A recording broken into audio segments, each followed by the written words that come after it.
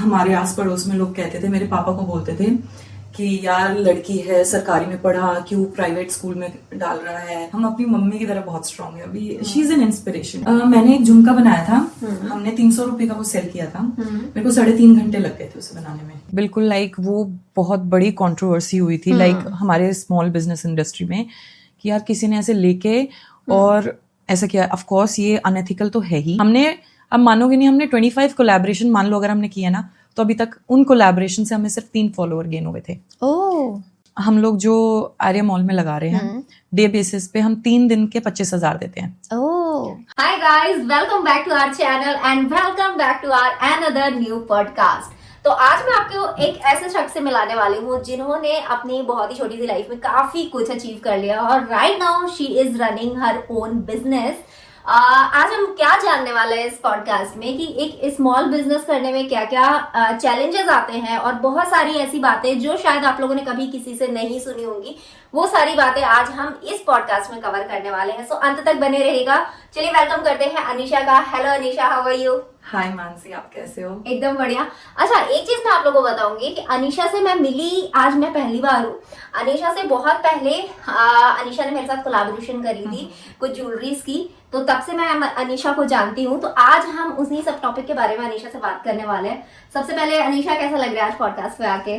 I am feeling very good और मुझे बहुत ऐसा लग रहा है कि एक्साइटेड हूँ बेसिकली। इंटरव्यूज मैंने पहले भी दिए हैं for newspapers and other media channels, but podcast में आपके साथ पहली बार कर रही हूँ। ओके ग्रेट, होपफुली ये काफी अच्छा एक्सपीरियंस रहने वाला है आज आपका। या फिंगर्स क्रॉस्ड। ओके, तो सबसे पहले तो मैं बताऊंगी इनका नाम सिर्फ अनीशा नहीं है, इनका नाम है क्रिएटिव संसार की मालकिन।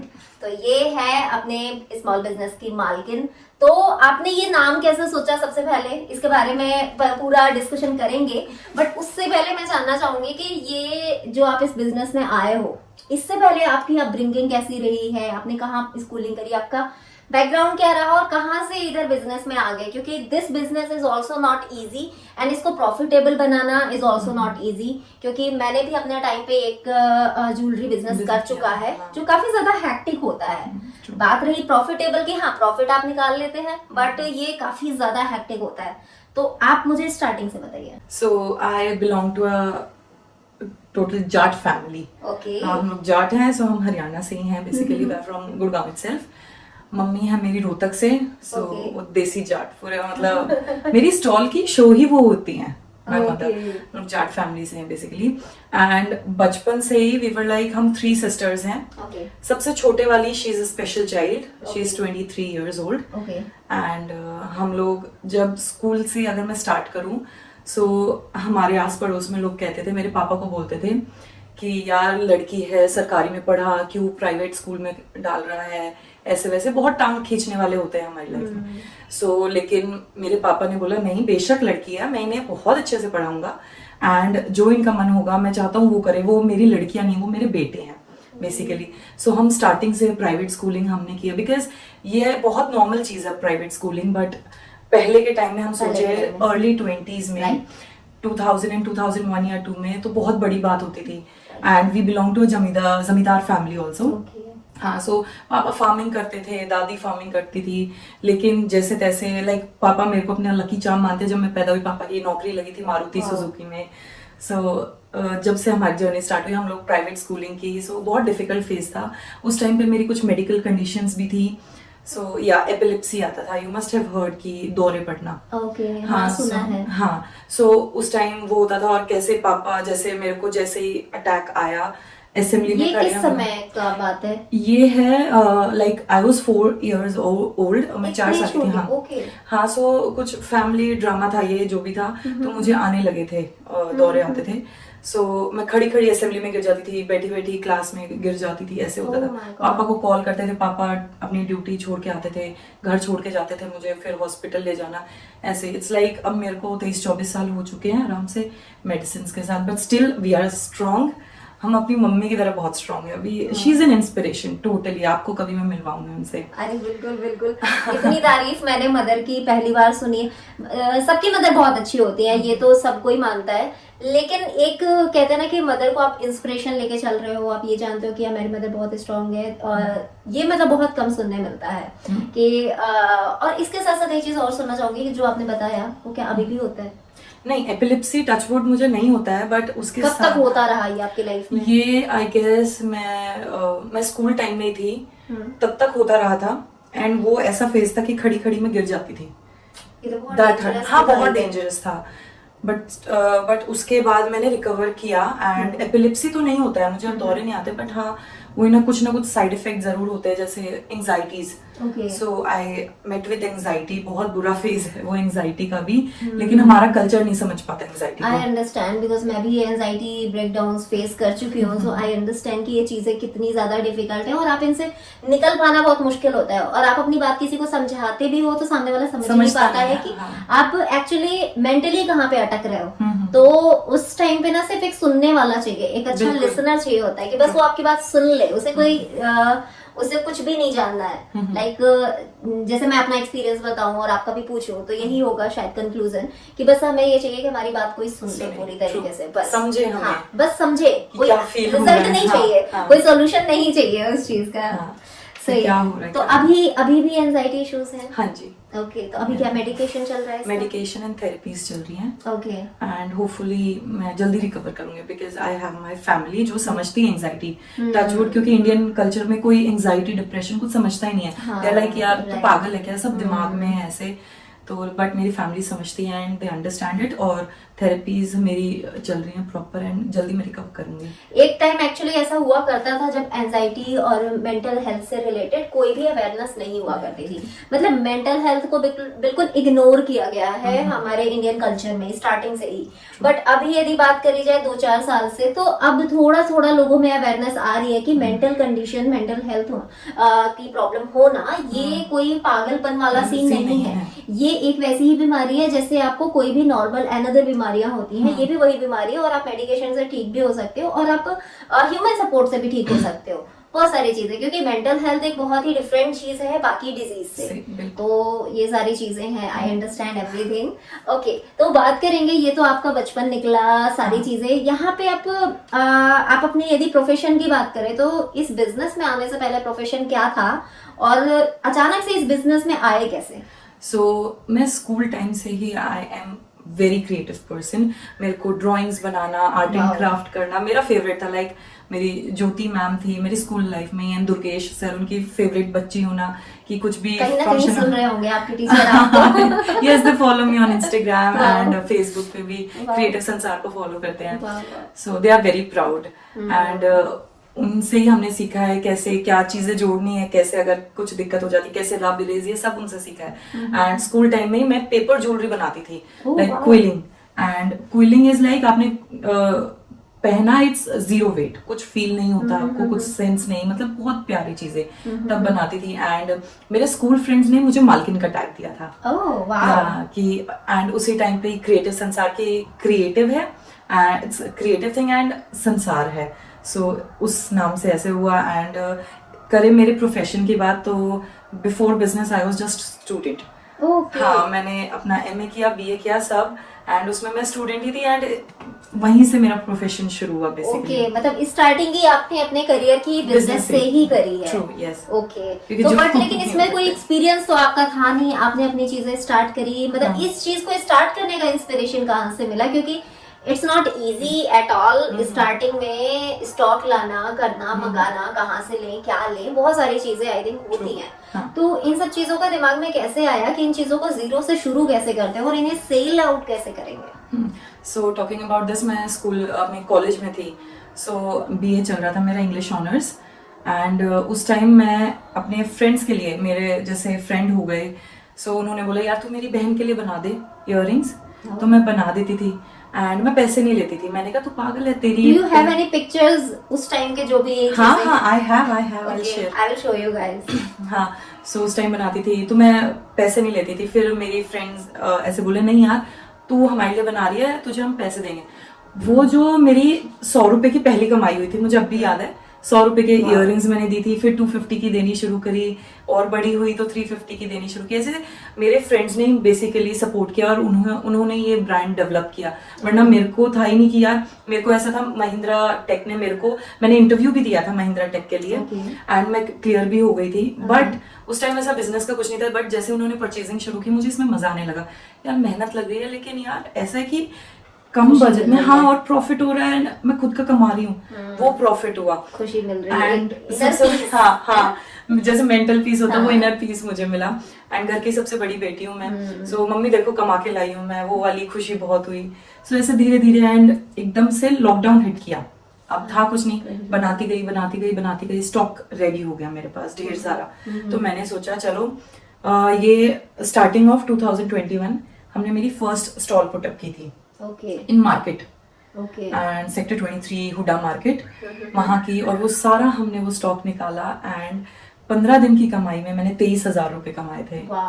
एंड वो कमाई, वो कहते हैं ना, पहली कमाई भूली नहीं जाती, चाहे पहली सैलरी हो, पहली कमाई हो। हाँ, सो वो 23,527 रुपए अब भी मुझे याद है। एंड वो बहुत खुशी का टाइम था। ये मोटिवेशन कहाँ से आया? क्योंकि जितना मैं समझ पाती हूँ, पब्लिक डील करना ये भी, और स्टॉल्स के थ्रू ये इजी नहीं है। कहाँ से ये माइंड में आया कि हम अपनी चीजें स्टॉल्स के थ्रू सेल कर सकते हैं, और उन चीजों को मैनेज कैसे करेंगे? कस्टमर्स बहुत आते हैं, चीजें गायब भी हो सकती हैं, मतलब इन सारी चीजों को कैसे मैनेज करोगे? क्योंकि एक एक पीस पे बहुत सारा पैसा लगा है, जिसको आप उस पे अपना प्रॉफिट ऐड करके उसे सेल कर रहे हो। आपने जिस टाइम की बात करी, उस समय आपने बताया कि आप हैंडमेड ज्वेलरीज डाल रहे थे उस समय, है ना, स्टॉल्स में। तो चलिए, उस समय हैंडमेड तो आपका मेहनत गया था, बट स्टॉल्स तो अभी भी आपके चल रहे हैं, तो उसमें इन चीजों को कैसे मैनेज करते हो? सी, टॉकिंग अबाउट जज्बा कहाँ से आया, सो माय दादी वाज एंटरप्रेन्योर ओनली। क्या करती थी? मेरी दादी एक्चुअली एक फर्म के, एक एनजीओ के साथ जुड़ी हुई थी, एंड हमारे घर पे फॉरेनर्स आते थे उन्हें देखने के लिए, जो भी वो कंपोस्ट बनाती थी।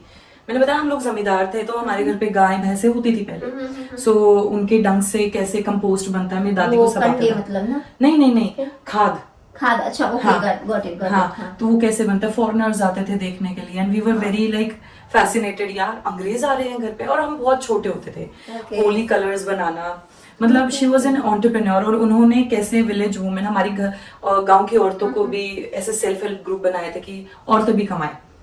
ये उससे हम लोगों ने थोड़ी प्रेरणा टाइप ली, एंड हाँ, हम लोगों ने स्टॉल लगाया। स्टॉल की कैसे सोची, मैंने ऑनलाइन पहले इंस्टाग्राम पे चैनल बनाया था, अपना इंस्टाग्राम का पूरा पेज बनाया, एंड उस पे सेलिंग शुरू की। 1-2 सेलिंग होती थी, बट फिर मैंने देखा यार, हम लोग मार्केट घूमते थे, यार इस चीज की तो स्टॉल भी लग रही है, इमिटेशन की लग रही है, लेकिन हैंडमेड की कहीं नहीं लग रही है। तो इसीलिए हमने हैंडमेड की स्टॉल लगाई, एंड टचवुड बहुत अच्छी गई, बहुत अच्छी। वहां पे जो इमिटेशन ज्वेलरी वाले थे, देवर लाइक ये कब हटेंगे। हमने बोला यार, हम लोग कॉलेज स्टूडेंट्स, हम जल्दी हट जाएंगे, जैसे कॉलेज खुलेंगे हम यहाँ से निकल लेंगे।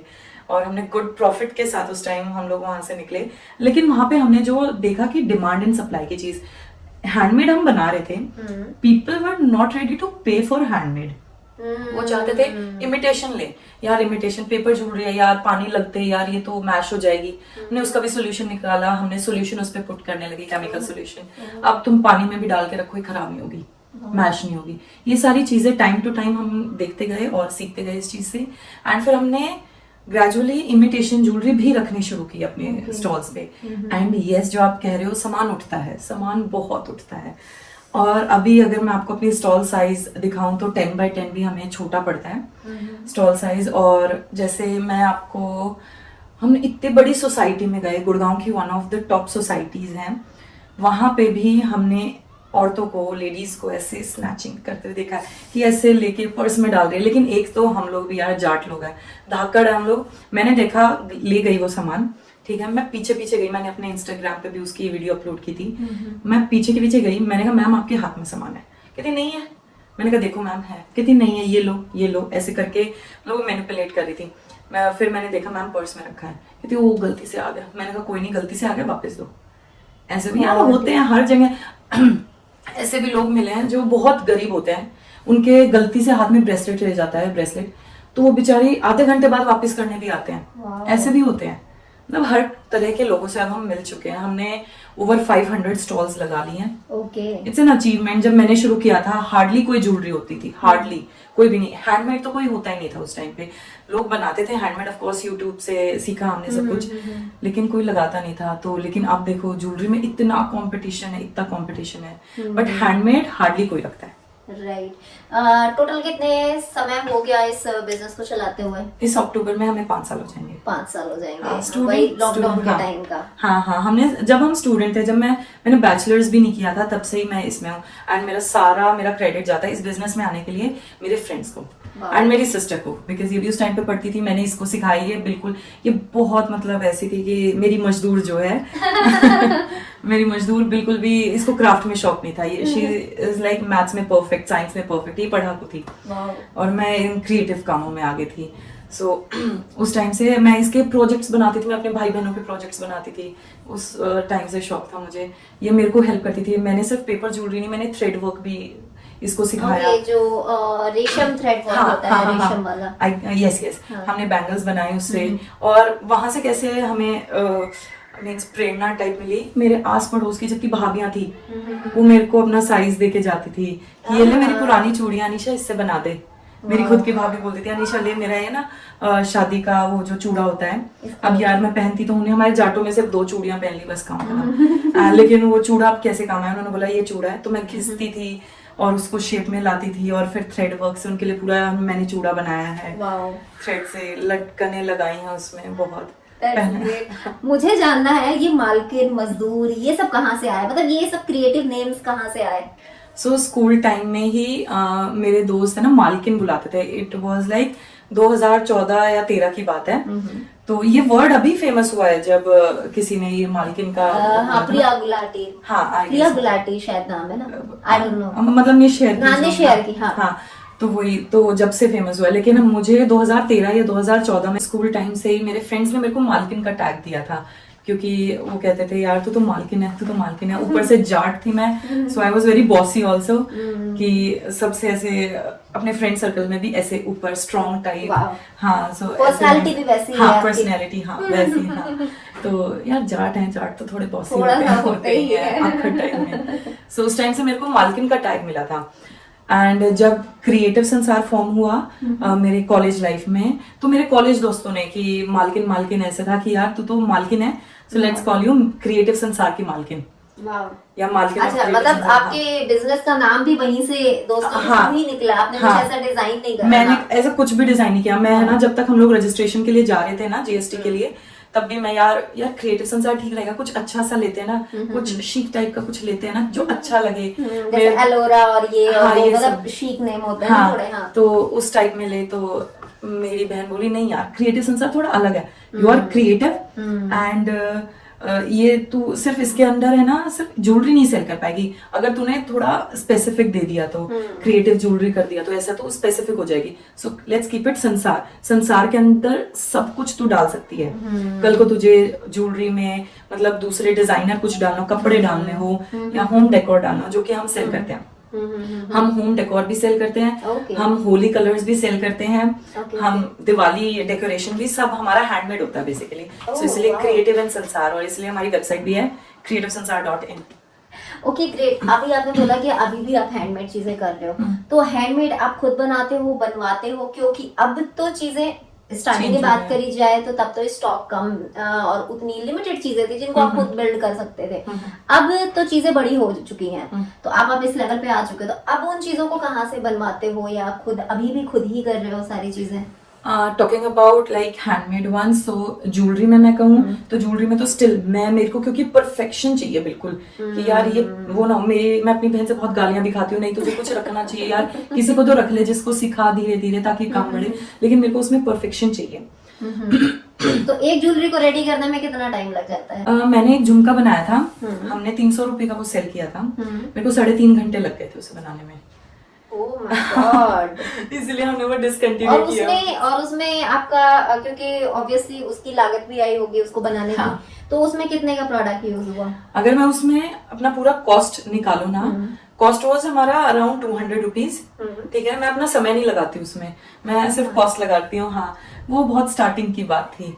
हाँ, तो 300 रुपए का हमने सेल किया था। इट वॉज दिस बिग झुमका। हाँ, सुन के ही अच्छा लग रहा है। पेपर का था ना सारा का सारा, और वजन बिल्कुल भी नहीं उसमें। पेपर का तो ऑफ कोर्स उसमें वजन बिल्कुल तो नहीं होगा, बिल्कुल हाँ। Zero, light weight. तो हैंडमेड में इयररिंग्स वगैरह जो भी ज्वेलरी होती है, मैं और मेरी मजदूर मेरी बहन बनाते हैं। एंड जो भी जैसे दिवाली का सामान है, let's talk about Holi starting से। सो होली में हमारा जो मैंने बताया था दादी का सेल्फ हेल्प ग्रुप होते थे, जिसमें हम लोग वुमेन एम्पावरमेंट भी देते हैं, औरतों को काम भी देते हैं, उनका प्रॉफिट भी हो जाता है, थोड़ा वो इन्वेस्ट करती है, उनको प्रॉफिट भी मिल जाता है।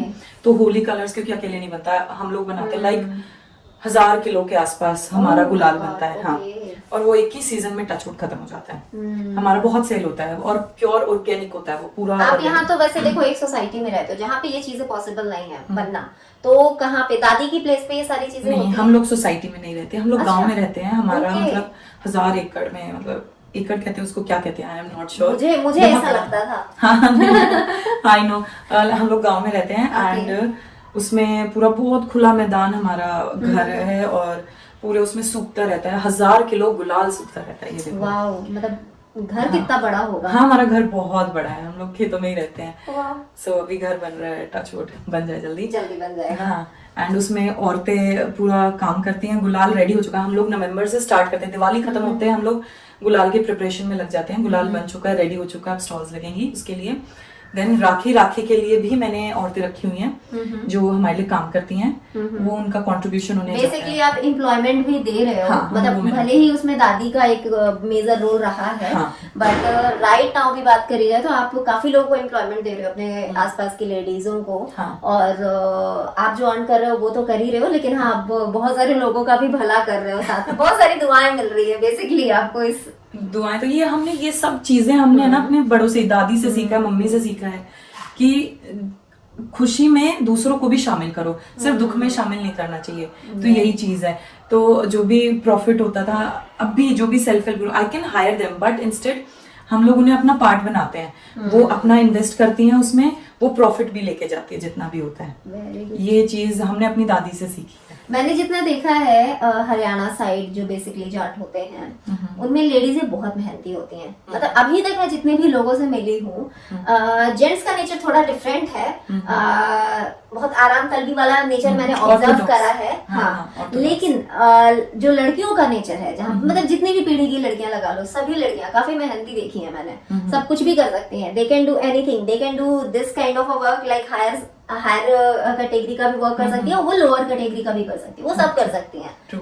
तो ये सारी चीजें तो मैंने देखी है कि हरियाणा के लोगों में भाई ये बहुत अच्छी चीज है कि जो वो दोनों चीजें मैनेज कर पाती है। हाँ, और मैं ये कहना चाहूंगी as a person I am very lazy, और जो ये मेहनती वाला जो शब्द है ना, ये हमारी जो मम्मी वाली जनरेशन है ना, ये इसी के साथ चला जाएगा, मेहनती वाला। हम लोग घर का कोई काम नहीं करते। एंड ये है कि जो मेरी ताई जी हैं या कोई चाची वाची गांव की, यार तेरे घर तो लड़कियां हैं यार, काम कर देती होंगी। हम चाय का कप यहाँ रख दिया ना, वो मम्मी उठा के लेके जाती हैं, वो दादी लेके जाती। हमें इतना पैम्पर किया गया है ना, मतलब मेरी दादी, मेरे ताऊ जी हैं, उनको लड़का है, मेरा भाई जो है, हमेशा से हमें मतलब चूज किया गया और माय भाई, मेरी दादी भी हमें पैम्पर करती है इंस्टेड ऑफ माय भाई। तो घर में जो भेदभाव है ना, तो वो लड़कियों के लिए ज्यादा है कि सपोर्ट हो गया। आई थिंक चेंज हो गया वो, इस हाँ, पीढ़ी से चेंज हो गया। नहीं तो नॉर्मली यदि हम लोग अपनी फैमिली की बात करें तो जिस जनरेशन से हम लोग बिलोंग करते हुए अभी आ रहे हैं, उसमें भी अभी भी बॉयज के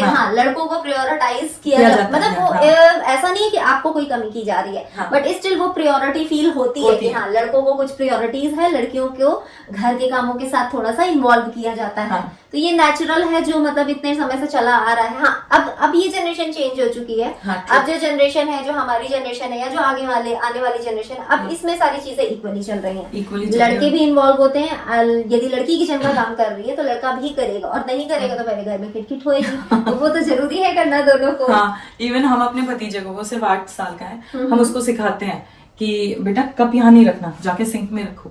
हम उसे सिखा रहे अभी से। लाइक हमारी भी थोड़ी बहुत है, मतलब मेंटालिटी हमारे परिवार की थोड़ी ऑर्थोडॉक्स है, हल्की फुल्की अभी भी है, क्योंकि वो जनरेशन के बाद खत्म हो जाएगी। हाँ, लेकिन स्टिल हम लोग कहते हैं नहीं, क्यों नहीं लगा सकता तू झाड़ू, अभी छोटा है स्टिल, बेटा लगा, ऐसा नहीं मम्मी ये लाना वो लाना क्यों लाएंगी, जा तू खड़ा होके ला। सही बात है। ऐसे हम उसको अभी से ट्रेन कर रहे हैं कि नहीं सारा कुछ मम्मी पे नहीं इट्स करना। नॉर्मल कि तुम खुद जाके वो चीज करो, लड़का हाँ। खुद से ये सारी चीजें करे, लड़का यदि चाय बना ले, खाना बना ले, किचन में चला जाए, झाड़ू लगा ले, कोई इट्स बड़ी लाइक बात नहीं है, नॉर्मल, कोई बड़ी नॉर्मल। चीज हाँ, हमें भी normal है। नॉर्मलाइज करना पड़ेगा इस हाँ, चीज सही को। बात है। नहीं तो ये चीजें आगे भी ऐसे नॉर्मल नहीं होंगी जब तक हम नॉर्मल नहीं करेंगे। जनरेशन वाइज ही तो चीजें चेंज होती मैं है। आपको एक बहुत फनी स्टोरी बताती हूँ। Okay. लाइक जब मेरी भाभी ने अभी मेरी भतीजी को जन्म दिया था, तो वो एक फेज होता है हमारे यहाँ पे, हम जापा कहते हैं, तो वो कितना महीने सवा महीने का होता है, तो वो मैंने होस्ट किया था, वो मैंने किया था अपनी भाभी के लिए, और वो बहुत डिफिकल्ट था क्योंकि मुझे कुछ नहीं आता, कुकिंग मेरे को आती है, बाकी घर का काम नहीं आता, डिफिकल्ट था। तो उस टाइम 1 महीना हो चुका था, बाकी के बचे दिन थे, तो उस टाइम मेरे को है ना साइटिका वो हुआ, एनालाइज हुआ, एंड उस टाइम मैं कुछ नहीं कर पा रही, और मेरी बड़ी मम्मी को भी साइटिका है, सो वो भी कुछ नहीं कर सकती। तो उस टाइम मैंने अपने भाई से हेल्प ली, आटा गूंदना, वो कहते कैसे करते हो, मुझे नहीं आता। मैंने कहा इसको ऐसे ऐसे कर भाई, तो वो ऐसे ऐसे कर रहा है, रोटियां मैं बना रही हूँ, आटा वो लगा रहा है, ऐसे मैंने उसको थोड़ा बहुत सिखाया, तो उसने भी हेल्प की, and he is very supportive, तो उसने किया। उससे पहले उसने कभी नहीं किया, वो चाय का कप उठा के भी नहीं रखता।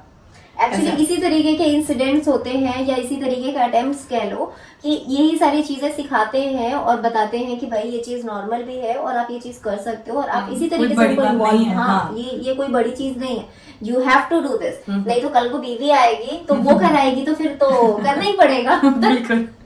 तब फिर मूड ऑफ करके करना पड़ेगा, बेटर है कि पहले से करना सीख लो। हाँ, नहीं तो एक चीज बहुत ज्यादा देखी गई है, हम लोग वैसे ट्रैक से भटक गए, बट कोई नहीं, कि मतलब मोस्टली जिन जिन प्रोफेशंस को लड़कों से अलग किया जाता है, उसी प्रोफेशन में प्रोफेशनली लड़के ही काम कर रहे हैं। जैसे लाइक कुकिंग को लेके बात करी जाए तो हर जगह शेफ लड़के ही हैं, ठीक है। किचन की बात करी जाए, मोस्टली क्लीनिंग प्रोसेस में हर जगह लड़के काम कर रहे हैं, और कहीं भी जैसे स्टिचिंग वगैरह को लेके लड़कियों को इन्वॉल्व किया जाता है, लेकिन मास्टर्स हर जगह हैं। हाँ, और सबको सिलाई भी लड़कों से ही करवानी है। सारी जितने भी मास्टर्स हैं वो सब लड़के ही हैं। तो ये चीज, ये जो बात है, ये तो बहुत समय से चली आ रही है, और आज की बात नहीं है। किसी दुकान टपरी पे यदि कोई चाय बनाता है तो वो भी जेंट्स ही होता है। आपको समोसा बनाने वाला भी जेंट्स है। तो ये सारी चीजें इतनी पुरानी है, स्टिल लड़कों को लेके ये चीज फिर भी है, ऑर्थोडॉक्स है। वो चीज कहाँ से क्यों हुई पता ही नहीं। लेकिन जैसे तैसे अभी टाइम भी चेंज हो रहा है। मेकअप लाइन में ये देखो ना, लड़के आ गए, मेकअप लाइन में मेकअप आर्टिस्ट मोस्टली लड़के हैं। कितने ट्रोल होती थी लड़कियां फॉर मेकअप, अब लड़के भी आ रहे हैं इसमें। लड़के भी हैं। ओके, एक चीज मुझे जाननी है कि देखो, अब तो आप स्टॉक मंगाते हो, तो ये कैसे डिसाइड करते हो कि कहाँ से स्टॉक्स मंगाने हैं, और इसका इन्वेंट्री मैनेज करना, आना जाना, कितना प्रॉफिट निकालना है। बेसिकली एक चीज और जानना चाहूंगी कि इसमें कितना परसेंटेज आपको बेनिफिट रहता है परचेजिंग में और सेलिंग में, क्योंकि आगे हम क्वेश्चन इसी तरीके से करने वाले हैं कि यदि कोई स्मॉल बिजनेस शुरू करना चाहता है ऐसा, क्योंकि देखो आपके साथ इंस्पिरेशन तो स्टार्टिंग से थी, बट किसी को हो सकता है बाद में समझ में आए कि I have to start a small business, तो उसको इन सब चीजों को कैसे मैनेज करना चाहिए। Can you please explain with starting से। सो मैं आपको बताना चाहूंगी, अगर किसी को जैसे ये बिजनेस शुरू करना है, सो फर्स्ट ऑफ ऑल ये डूज एंड डोंट्स टाइप का है। पहले तो R&D करो, R&D करे बिना इसमें मत घुसो, बिकॉज अगर यहाँ प्रॉफिट दिख रहा है तो यहाँ लॉस के भी बहुत चांसेस होते हैं। बिकॉज कितने मेरे फेलो वेंडर्स हैं जो मतलब जिन्होंने डिसकंटिन्यू कर दिया because of profit and loss वाली चीज, क्योंकि अब इन्वेंट्री इतना भर लेते हैं लोग कि यार ये पीस बिक रहा है, चलो इसके 12-12, 20-20 पीस मंगा लेते हैं। एक टाइम पे वो आउट ऑफ ट्रेंड हो रहा है और वो पीस ऐसे के ऐसे पड़े रह जाते हैं। सो R&D करो कि इसमें अगर प्रॉफिट है तो लॉस भी उतना ही झेलना पड़ेगा भाई, ये चीज है। सेकेंडली आपको एज अ हॉबी अगर आपकी है, जैसे मेरी थी, अगर हॉबी है तो जरूर घुसो इस चीज में, लेकिन उस हॉबी को सिर्फ ऐसा मत देखो यार ये हॉबी है, लेकिन कुछ डिफरेंट भी ट्राई करो आप। कि जैसे मैंने किया था, हॉबी थी हैंडमेड की, बट मैंने इमिटेशन भी डाला, डिमांड एंड सप्लाई वाला जो चीज है कि अगर डिमांड इमिटेशन की आ रही है तो मैंने इमिटेशन डाला। आई वॉज नॉट रिजिड कि नहीं यार मैं अपना हैंडमेड पे ही रहूंगी, क्योंकि हैंडमेड में बहुत प्रॉफिट है। आपको वैरायटी लानी पड़ेगी, मतलब वैरायटी इंक्लूड करनी ही पड़ेगी एट एनी कॉस्ट, वरना वो ऐसा स्टॉल हो जाएगा यार सिर्फ यहाँ पे तो हैंडमेड मिलता है, चल मुझे इमिटेशन चाहिए तो मैं कहीं और देखती हूँ। लेकिन मैंने अपना स्टॉल ऐसा बनाया, किसी को हैंडमेड चाहिए वो भी मेरे पास है, इमिटेशन चाहिए वो भी मेरे पास है, कोई आए एक बार स्टॉल पे तो वापस ना जाए, मतलब खाली हाथ हमें भेजना ही नहीं है। हमारा कॉन्सेप्ट वो था। तो आप R&D करो पूरा, हॉबी सिर्फ समझ के मत जाना, आपको मार्केट की नॉलेज होनी बहुत जरूरी है। हमें मार्केट की नॉलेज बहुत ग्रेजुअली आई थी, हमने ना पढ़ाई करी इसकी मार्केट की, कुछ नहीं, बहुत ग्रेजुअली आई। तो उस चीज को भी नोटिस करके चलना। एंड इन्वेंट्री एकदम से मत भरना, एक एक पीस पे चलो बेशक, या फिर 3-3 पीस आजकल मिनिमम हो गया है, बेशक 3-3 पीस पे चलो, लेकिन एकदम से मत भरना माल। This is our concept. अब तो हम इतना टचवुड हैं कि हम 24-24 पीस मंगाते हैं एंड जाता है वो, ये चीज है हमारा। लेकिन आप लोग अगर किसी को स्टार्ट करना है, सो स्टार्ट विद 1 और 3 पीसेस, क्योंकि 3 पीस में होलसेल में इससे कम कोई नहीं देता। ओके, एक चीज बताऊंगी, मतलब मैंने भी ज्वेलरी बिजनेस करा है स्टार्टिंग में, मतलब मेरे चैनल स्टार्ट होने से पहले मैंने भी ज्वेलरी बिजनेस करा, बट मैंने वो ज्वेलरी बिजनेस करा था जैसे सदर मार्केट है यहाँ पे, रुई मंडी दिल्ली में, वहां से मैंने माल उठाया है और उसको इंस्टाग्राम पे सेल किया, उसके बाद मैंने उसे बंद कर दिया। मैंने 6 मंथ्स रन करा है। तो आप क्या गाइड करना चाहोगे यहाँ पे जो सेलर्स हैं, वो मतलब उनसे सामान जाके लेना फिर बेचना प्रॉफिटेबल है? मतलब I know my experience but I want to know your opinion. See, starting में हमें भी कुछ आइडिया नहीं था कि यार इमिटेशन ज्वेलरी खरीदे कहाँ से। सो यूट्यूब महाराज हैं हमारे, ठीक है, वो तो आजकल हर चीज का सेलर है। हाँ, सो हमने भी वहां पे सर्च किया, काफी सारे इमिटेशन के, हमें दिल्ली सदर ही मिला कि चलो फिर दिल्ली सदर जाते हैं, वरना 1-2 प्लेसेस और थी। मैंने कहा यार वो तो बहुत दूर पड़ जाएगा, जयपुर क्या जाएंगे, सो लेट्स गो देयर। हम लोग दिल्ली सदर गए। हमने बहुत छोटी छोटी चीजों से शुरू किया था वहां पे। 20 रुपए की चीज को 30 में पहले सेल किया, फिर 50 में सेल किया, ऐसे ऐसे कर करके हमने धीरे धीरे सीखा। एंड स्टार्टिंग हमने वहीं से की, लेकिन ओवर द टाइम जो अब हम ज्वेलरी रखते हैं, हम 316L स्टेनलेस स्टील, जो टॉप नॉच क्वालिटी आती है, वो अलग है, आई नो दैट, क्योंकि ये जो अब एंटी तार्निश ये ज्वेलरी आ रही है, ये डिफरेंट है। और ये ज्वेलरी वहाँ पे ऐसे हर किसी सेलर के पास आपके नहीं मिलेगी, कोई शायद चुनिंदा सेलर होगा। हाँ, आज आपके मैं पॉडकास्ट पे लोगों को थोड़ा एडुकेट भी करूंगी इस स्टेनलेस स्टील की ज्वेलरी के बारे में थोड़ा बहुत। सेकेंडली, हमने स्टार्टिंग तो वहीं पे की थी, लेकिन ग्रेजुअली हम वहां से डिटैच हो गए।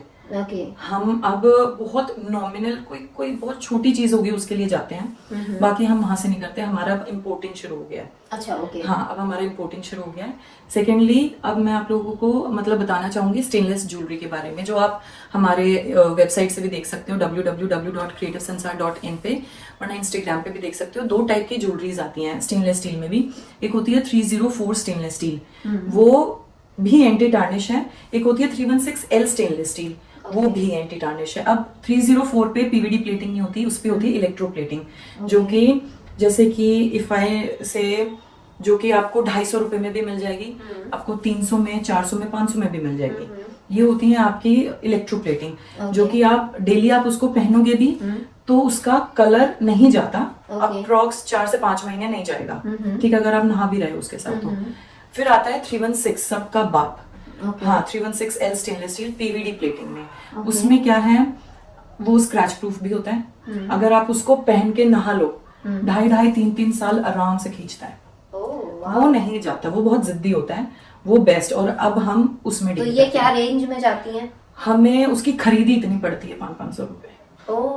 हाँ, वो बहुत एक्सपेंसिव है, 500 से स्टार्टिंग होती है उसकी। तो रिंग्स में बात करूँ तो मैं, मतलब रिंग्स उसकी 500 की आती है स्टार्टिंग, हमारी कॉस्टिंग पड़ती है। अगर हम सेलिंग पे जाए तो उसको हम 700 की बेचें, 800 की बेचें, ऐसे बिकती हैं वो।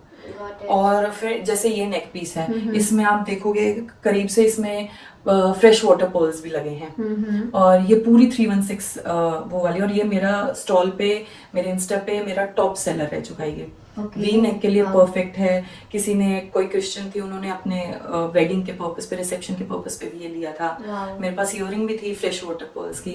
तो वो ये 316L है, इसको मैं डेली भी पहनूंगी तब भी खराब नहीं होने वाला है। ये हाइपोएलर्जेनिक होते हैं एंड इसको पहन के like I am very sensitive skin person, तो मेरे को भी अभी तक कुछ इरिटेशन नहीं, कोई ग्रीन डिस्चार्ज नहीं, कुछ नहीं होता इससे। हाँ, this is the best thing. Like हम लोगों ने जिस चीज में एंटर किया है, लाइक वी वर लाइक यार क्या, तो इन चीजों के बारे में ओवर द टाइम पता चला होगा, पहले पता नहीं चला होगा, एकदम से नहीं पता चला। लेकिन अब जो आएंगे ना वेंडर्स, लाइक अब उन्हें पहले कहाँ मिलती थी, कुछ एंटी टार्निश नहीं मिलता था, सब जंक खाने वाला, सब जिंक वाला माल मिलता था। एंटी टार्निश आई थिंक पिछले 3-4 साल में ही इधर आया है मार्केट में, और अब धीरे धीरे पॉपुलर हो रहा है। लाइक गुड़गांव में अगर मैं बताऊं, we were among those, like 1 या 2 स्टॉल, एक एक वेंडर को मैं जानती हूँ, वो लगाते थे स्टॉल, वो भी प्रॉपर नहीं लगाते थे, वही रुई मंडी का माल रखते थे।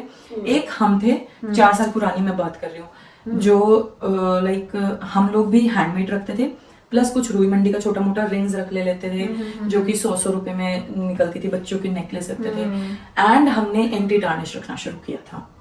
रिंग से स्टार्ट करते करते अब मेरा 90% एंटी टार्निश पे है, 10% मेरा इसमें हैंडमेड नहीं छोड़ सकती मैं। हैंडमेड छोड़ दिया तो मैंने वो बात है ना, अपनी जड़ें छोड़ दी, रूट्स छोड़ दी। हैंडमेड मेरा रहता ही है। एंड हैंडमेड में इनफैक्ट हम लोग ब्रास की ज्वेलरी भी ले आए हैं। ओह वाओ, इतने बड़े झुमकास, इतने बड़े झुमकास, हाँ, और वो भी लाइट वेट। वाओ, हाँ, ब्रास में हमने इन्वेंट किया है हमारे एक। तो आप यदि कोई अपना एंटी टार्निश में ही अपना बिजनेस शुरू करना चाहता है तो आपकी तरफ से क्या उसको एक ओपिनियन रहेगा? नॉट जस्ट ओपिनियन, मैं आपको बताऊं, हम लोग होलसेल भी करते हैं। अच्छा, ओके। हाँ, मैंने बताया हम लोग इम्पोर्ट करते हैं। सो हमारा एक होलसेल वाला डिफरेंट पार्ट है, वो अलग चीज है, जिसमें लोग हमसे लोग मिलते, कहती है जैसे अभी एक हम ये एरिया मॉल में स्टॉल्स लगाते हैं, तो वहाँ बच्चे आए ये मास्टर यूनियंस के। सो उन्होंने बोला कि हमारा ऐसा ऐसा प्रोजेक्ट है, अगर हमें ज्वेलरी की स्टॉल लगानी है, तो मैंने कहा yes we do supply that also. हमने उन्हें थोड़ी बहुत हेल्प भी की थी regarding these trays and all, showcasing के लिए।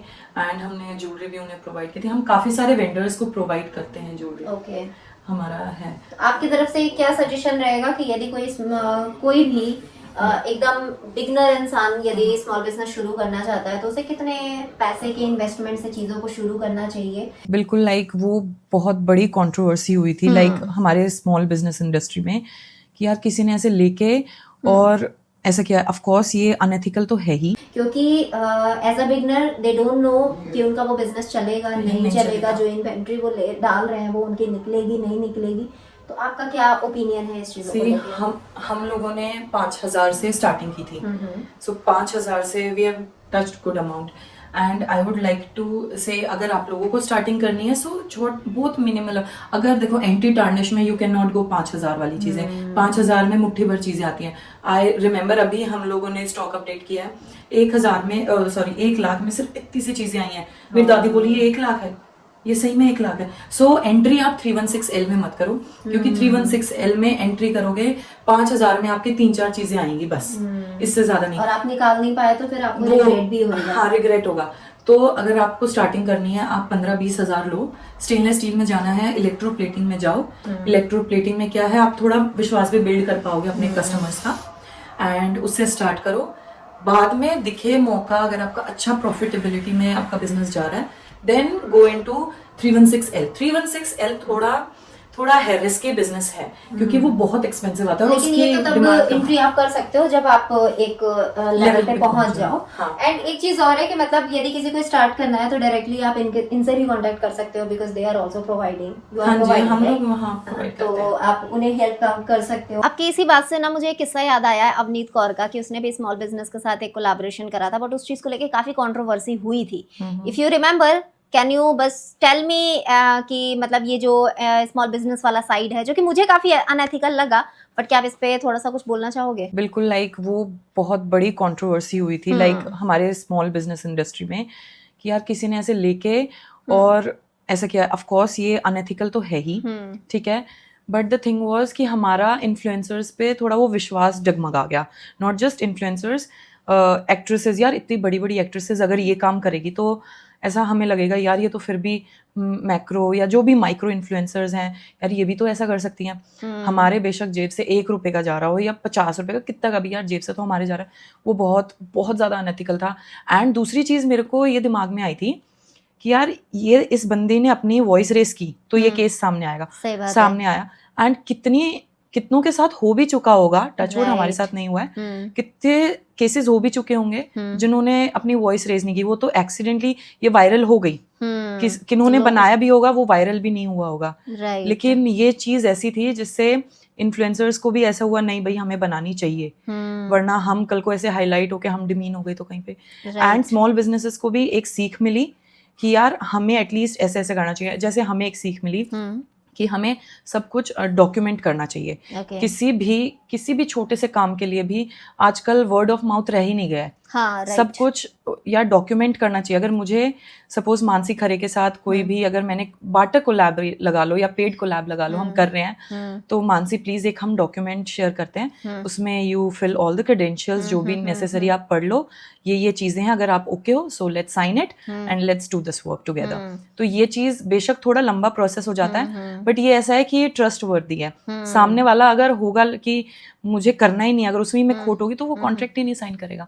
और नहीं मान लो चलो कि मतलब आप कॉन्ट्रैक्ट लेवल पे भी नहीं जाना चाहते हो, तो एटलीस्ट जो कन्वर्सेशन हो रही है उसको चैट पे और ईमेल पे तो होनी चाहिए, सेव करनी चाहिए। मतलब कहीं पे तो आपकी एज लाइक डिजिटल प्रिंट्स तो आपके होने चाहिए ना उस कन्वर्सेशन के, क्योंकि वर्बल कन्वर्सेशन का कोई सबूत तो होता नहीं, कोई एविडेंस नहीं होता इन चीजों को। आप कैसे इन चीजों को बता पाओगे? क्योंकि देखो अवनीत कौर का जो केस था, उस चीजों को लेके तो मुझे काफी बुरा लगा कि किसी भी स्मॉल बिजनेस का पैसा ले रहे हो, ठीक है, आपने अच्छा खासा पैसा का सामान उसने भेजा है आपको, और उसने आपसे या तो उसने आपसे पीआर के लिए बोला होगा या आपने उससे बोला होगा, दोनों तरफ से किसी की तो कन्वर्सेशन होगी।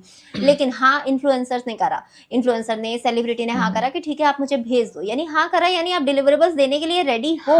कमिटमेंट होती है। हाँ, कमिटमेंट हो गई आपकी। अब नाउ जब डिलीवरेबल्स देने की बारी आ रही है, ठीक है, आप डिले कर रहे हो, सब किसी के पास ना पेशेंस होता है।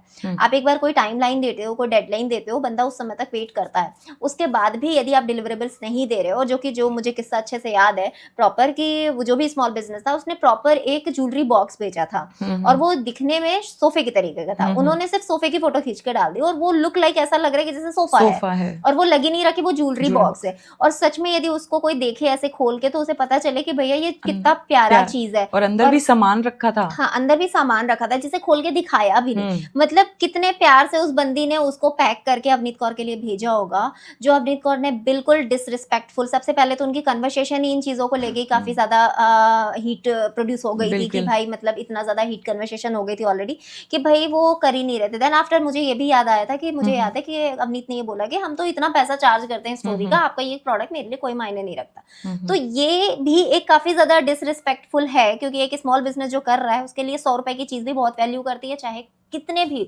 मनी मैटर नहीं करता वहां पे, वो इमोशन मैटर करता है, कि जिस इमोशन से उसने आपको इतने प्यारे से चीजें पैक करके आपको भेजी हैं, और आपने जितने डिलीवरेबल्स का वादा किया, at least you should deliver that. आपको सिर्फ उतना ही करना है, आपको बहुत ज्यादा तो कुछ नहीं था, सिंपल था कि आप उसको खोल के दिखा देते कि इसके अंदर ये चीजें हैं, ये सामान है, जो चीजें यहाँ से गई हैं उनको आप अच्छे से दिखा दो। उसके बाद आप पैसा उसको रिम्बर्स करके उसको कंपनसेट कर रहे हो, तो ये तो भाई वो तो आपको करना ही पड़ेगा, क्योंकि आपने वो चीजें सही से करी ही नहीं। तो ये तो बहुत ही बेसिक सी चीज है जो आपको करना चाहिए। तो चलो ये तो रहा लाइक मतलब एक इन्फ्लुएंसर साइड। आपका कभी ऐसा बैड एक्सपीरियंस रहा है किसी इन्फ्लुएंसर या क्रिएटर या सेलिब्रिटी के साथ? सो टॉकिंग अबाउट दैट, हम लोगों ने इन्फ्लुएंसर मार्केटिंग एक एक्ट्रेस के साथ शुरू करी थी। ओके। एंड उन्होंने मैंने बताया मैं पहले हैंडमेड बनाती थी, सो मैं गोवा गई थी, वहाँ से मैं पेबल्स कलेक्ट करके लाई थी, एंड हमने उन्हें दिखाया, मैंने ऐसे ऐसे एक फ्रेंड के लिए मैंने डिज़ाइन किया था, उन्हें गिफ्ट किया था, एंड उन्होंने वो वीडियो देखी और उन्होंने बोला मेरे लिए कैसी डॉल बना दो इससे। तो मैंने बहुत सुंदर सुंदर मतलब पेबल से ही एक डॉल बना दी थी एक MDF पे, और उन्हें भेजा, उन्होंने दिखाया भी, कितनी उनकी वीडियोस में वो अब भी आती है वो डॉल, उन्होंने लगवा रखी है। हमने वहाँ से शुरू किया और हमने देखा यार wow, and she was Monika Khanna, she is an actress, so TV पे आती हैं वो, डेली सोप्स करती हैं, एंड वहाँ से फिर हमें आइडिया लगा कि अच्छा ये सब चीज़ें भी होती हैं, यहाँ से हमें फॉलोअर्स भी गेन हुए थे। सो हमने इस चीज़ का शुरू किया चीज़ें। ये सब है लॉकडाउन के बाद की बातें। फिर इन्फ्लुएंसर्स, क्योंकि टिकटॉक भी बंद हुआ था, सब इन्फ्लुएंसर बन गए थे उसके बाद। पहले इन्फ्लुएंसर जैसा कुछ नहीं होता था, सेलिब्रिटीज होते थे सब। लॉकडाउन में सारे इन्फ्लुएंसर बन गए थे, सब जितनों की एक्चुअली नौकरी गई, सब इन्फ्लुएंसर बन चुके थे उस समय तक। ट्रू। सो उसके बाद हमने इन्फ्लुएंसर देखने से, जिनको हम जानते थे, जिन्हें हम फॉलो करते थे, हमने उन्हें पर्सनली हम मैसेज भेजते थे, कुछ रिप्लाई नहीं आ रहा, कुछ नहीं आ रहा, चलो ठीक है कोई नहीं।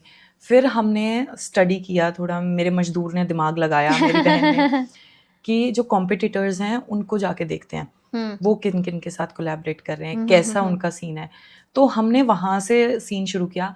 फिर हमने 20-25 ऐसे इन्फ्लुएंसर्स के नाम कलेक्ट मतलब कंपटीटर ब्रांड्स को आपने चेक करके फिर अपने इन्फ्लुएंसर्स की लिस्ट बनाई कि किनके साथ आपको काम करना चाहिए। कितने हम हैं, हम लोग सिर्फ अपने कंटेंट में खो जाते हैं, हम लोग नहीं देख पाते दूसरों को कंटेंट।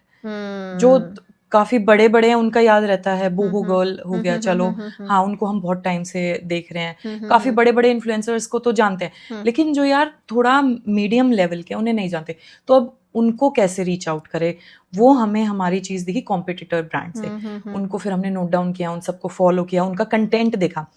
अब 100 में से हमने फिर शॉर्ट लिस्ट किया 20-25 लोगों को। ओके। उनमें भी हमने ये देखा यार ये हमारे प्रोडक्ट को दिखा पाएंगी नहीं दिखा पाएंगे अपनी रील्स में।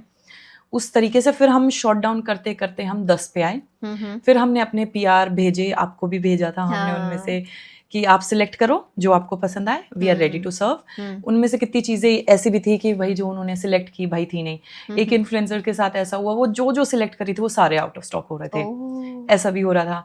तो मैंने कहा मैम प्लीज मुझे चांस दो, मैं अपनी तरफ से आपके लिए बेस्ट भेजूंगी। And she said okay I trust you, हम लोग आप भेजो मेरे को जो भी है। एंड उन्होंने भेजा, ऐसे ही किस्सा शुरू होता गया। बट अब क्या है, अब हमें जब से एक हमारे साथ बहुत क्रिएटिव चीज़ हुई, हमने हॉर्नो के प्लीज में हमने वो लगाया था, अपना स्टॉल लगाया था। बहुत बड़ी चीज़ थी, इन्वेस्टिंग 40,000 का स्टॉल था, 6x6 का स्टॉल था। हमने फर्स्ट टाइम एक तो इतनी छोटी जगह में लगाया एंड वो भी इतना एक्सपेंसिव वाला लगाया, बहुत रिस्की काम था। बट हमें कैसे वो सक्सेसफुल हुआ, हम लोगों ने हम हर चीज में क्रिएटिविटी घुसा देते हैं। हाँ, वो तो जैसे आपका नाम भी है ना क्रिएटिव संसार, तो आपकी क्रिएटिविटी हर जगह दिखती ही है। और वो एक पॉजिटिव हमेशा रंग लाती है, टचवुड। तो हम लोगों ने क्या किया, हमने टी-शर्ट्स बनवाई हमारे ब्रांड के अंदर। तो मैं और मेरी बहन आती है, या मतलब basically I am the face, but ठीक है वो अपना फर्ज निभा रही है, अपना बहन का फर्ज होने का हाँ फर्ज निभा रही है। So she is in unpaid labour. तो उसने ये सारा दिमाग लगाया कि, और मेरी फ्रेंड्स थी, मेरी CA थी एंड मेरी एक डिजिटल मार्केटिंग उसने की थी, वो मेरी फ्रेंड थी जिसने मेरी वेबसाइट में हेल्प की। सो CA का हमने टी-शर्ट बनवाई कंफ्यूज्ड अकाउंटेंट।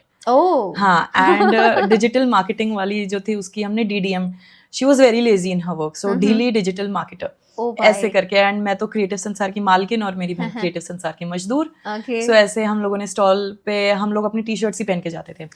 तो मैंने अपनी बहन को बोला कि जा यार कुछ पास्ता वास्ता लिया, सुबह से खड़े हैं यहाँ पे। मतलब बेसिकली आप लोग मॉल्स में घूम रहे थे? हाँ, मॉल्स में नहीं, ये था JLN स्टेडियम। अच्छा, स्टेडियम में था। हाँ, ये हॉर्नो के please fest, this is very famous. हाँ, दिल्ली का फेमस है। यहाँ पे लोग ये परफॉर्म करने आते हैं, ये बी प्राग भी आए थे, ये सब। हाँ, सुना है। यहाँ पे ये था, तो ये लेने गई तो वहां पे लोगों ने देखा, अरे ये this is very unique thing, creative संसार की मजदूर और ये सब हो रहा है। सो हमारी ये वीडियो वायरल हुई थी इस चीज के ऊपर भी, ये भी बताऊंगी मैं।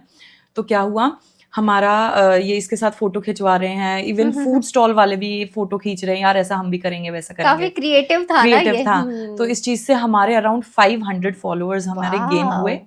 That was very touching. And हम सब ने सारे अपने, हमने बोला था आओ हमारे पास विजिट करो, डोंट परचेज एनीथिंग, कोई नेसेसिटी नहीं है, बस आओ। और हमने रात भर बैठ के 2 रात मिलके हमने उनके लिए फ्रीबीज बनाई, इयररिंग्स बनाई। अरे आपका फ्रीबीज वाला मुझे रील्स याद है कि आपने बोला था कि आप हमारे स्टॉल पे आओ, बस हमसे ऐसे हाँ, और उसके बाद फिर आप हमारा फ्रीबीज ले जाओ। हाँ, तो हमारे 500 फॉलोअर्स गेन हुए थे हॉर्नो के प्लीज।